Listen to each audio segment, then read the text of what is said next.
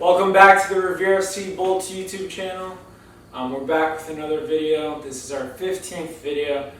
If you guys have been following us since the start, you guys know that we started these videos with the mission of providing not only the kids in our club, but providing everybody with drills, activities that they can still do to keep staying active. And we're showing you guys that you guys can do it in a reduced amount of space. These aren't complicated drills.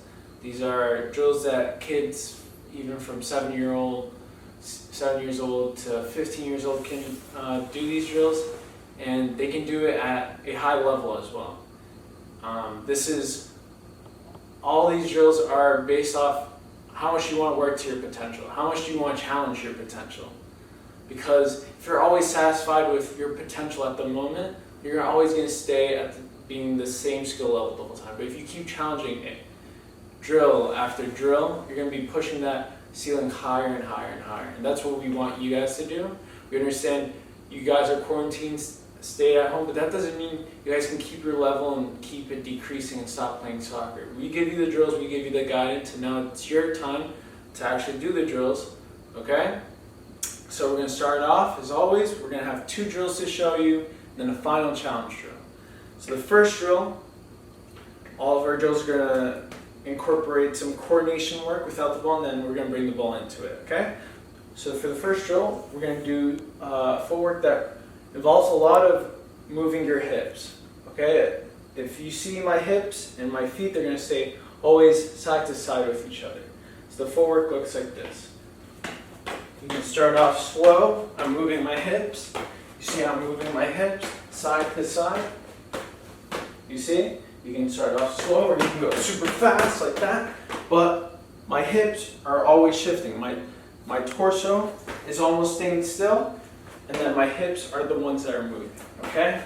This will help you a lot because you're not only switching your whole body, but in a lot of times in the game, you're going to have to do that quick motion with your legs when you're switching your whole body, using your torso and your hips. A lot of the time in a soccer game, you're using your hips to either pass the ball, to do certain moves. So this whole rotation of the hips is going to help you in a lot of ways. Okay? So you do that once back and forth, and then you do the same thing on the other side.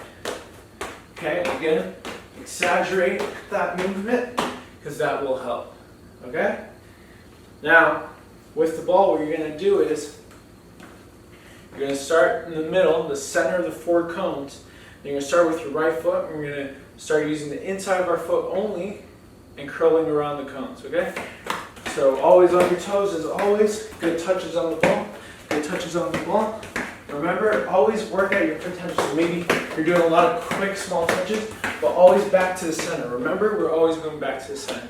So once you're done with all these cones, all the 4 cones, you go back to the center, and then what? You're going to switch to your left foot, okay? So same thing with your left foot, back with your left foot, back with your left foot, back to the center, and then back to the middle. And that would be 1, okay? That would be 1 whole repetition of the drill. Now the second drill, again, we're going to go back to the ladder. And then this movement is we're going to be shuffling our feet through the ladder, moving our body from one side of the ladder to the other. But remember, you want to keep your chest up and keep your legs side by side and have those legs bent, okay? Legs bent and have that chest up. Okay, you see how I'm moving forward? You have to move backwards as well once you get there. Okay, you can go super fast, or you can go, again, you can go taking it step by step, or you can just go super fast.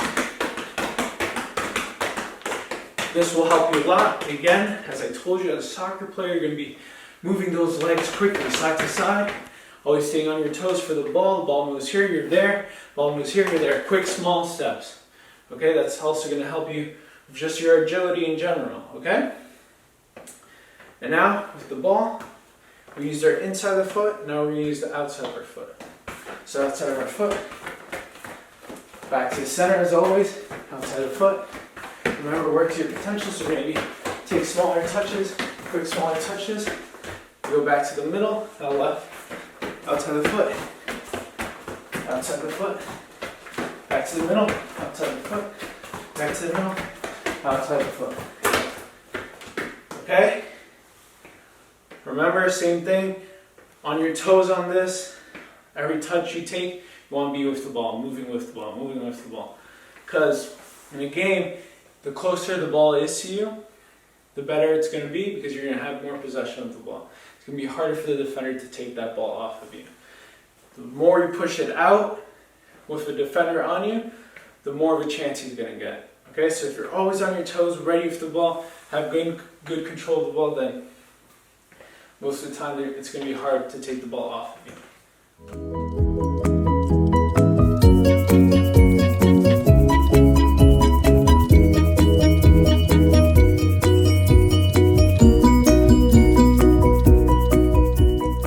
For the final challenge drill, what we're going to do is we're going to be working on our balance and almost a little bit of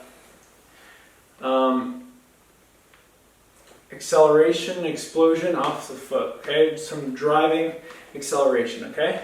So we're going to do some reverse lunges with a high knee raise, okay? So you start off in a neutral position. We're going to start with only our right foot. So you're going to do a reverse lunge, so you're going to go backwards. I'm not touching my knee with the ground, okay? And then you're going to go from here and raise your knee up, okay? See, keep your balance from here. This position, you go back down. That's 1, 2. Down again. 3. You want to try to push and accelerate. 4. Back down. 5. Okay, this will help you a lot in soccer. This will help you push off, accelerate more. Good for your glutes. And also, in a shooting motion, it's a lot of balance with one leg, okay? So that movement and keeping that balance with the standing foot will really help. So now you switch to your left. Remember, neutral position. Bring this leg back. And then same thing. 1. Keep that balance. Bring it back. Down. 2. Again, down. 3. 4, bring back down. 5, okay?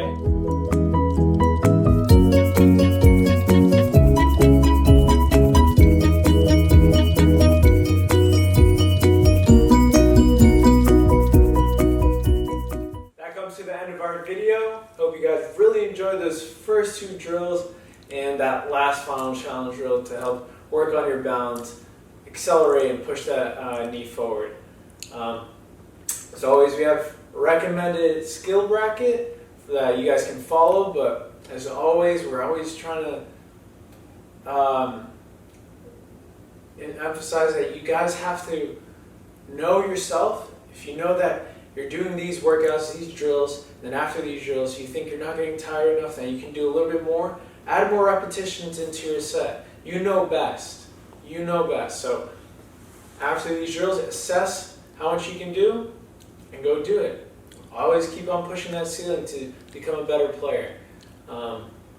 And as always, we love that you guys are subscribing. We're getting more subscribers every day. And if you guys want to figure out maybe different drills, so let us know what type of drills you want. Leave a comment in our videos and give us any suggestions. Also, we're going to show you the videos of you guys doing the drills, and it's always awesome to see it. But there's something special after that video and that string of videos, and that's an interview with Coach Josh Denoto. He's one of our coaches, and he's such a great guy. He does really well with the kids. The kids love him. He's a very friendly guy. Everybody knows him. And he's getting interviewed with one of the best reporters here in the area. So you don't want to miss that out, and keep watching the end of this video.